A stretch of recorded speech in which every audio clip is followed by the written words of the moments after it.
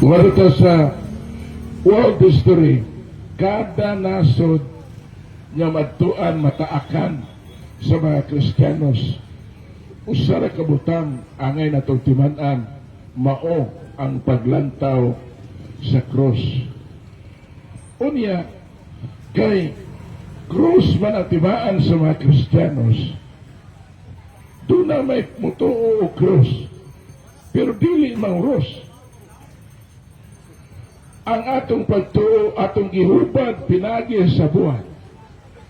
Kaya kung dili na ito buhaton ng atong pagtuo, tama rin na sa una-una. Mauna, nakita mga Katoliko, manguros ta, tungod kay naa sa kasaysayan na ang sign of the cross sumala sa world history by Binzer, ang pag-sign sa cross isugdan panahon sa mga apostoles. Although din nato na makita sa Biblia, litra por litra nga nauros ko sila. Pero angay na ito timan-an nga sa New Jerusalem Bible, diya sa Ezekiel Kapitulo 9, versikulo 4-5, ang agtang sa mga tao gikan sa baba sa atong Ginoong Kristo God the Father, ningon siya wala sa Jerusalem, diya sa templo o barkahe o krus ang mga agtang ang mga agtang pa to pero kay in the name of the Father and of the Son and of the Holy Spirit. Diba? Okay. Moto ang una, kining sign of the cross, sumala sa gitudlo sa simbahan. Sa libro ng naguluhan, na Catholic Explained, page 418, nag-ingon dito, when we make the sign of the cross, we would like to profess our faith to the Father, to the Son, and to the Holy Spirit.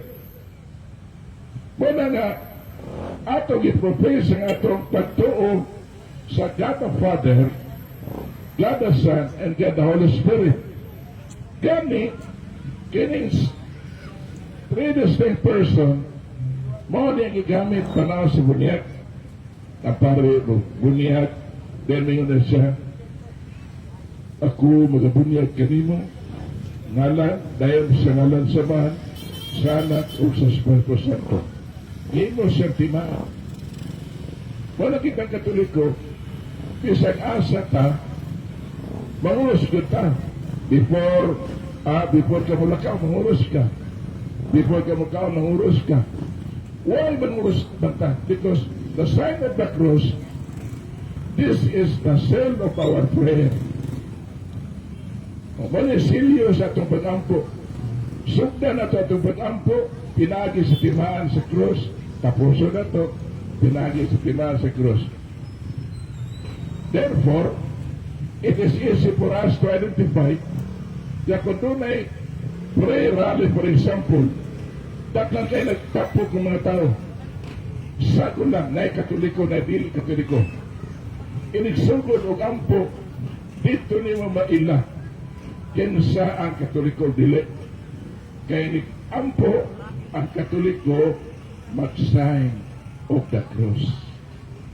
Amen? 1 Corinto Kapitulo 1 versikulo 18. Alang ka na to, alang sa mga dili giluwas, ang cross binuang. Apanala ka na itong ginaluwas, gahom kini sa Dios. Sa gulo, alang sa mga dili giluwas, kung manguros ta, para nila binuang. Pero para na ito mga Katoliko, this is the power of God.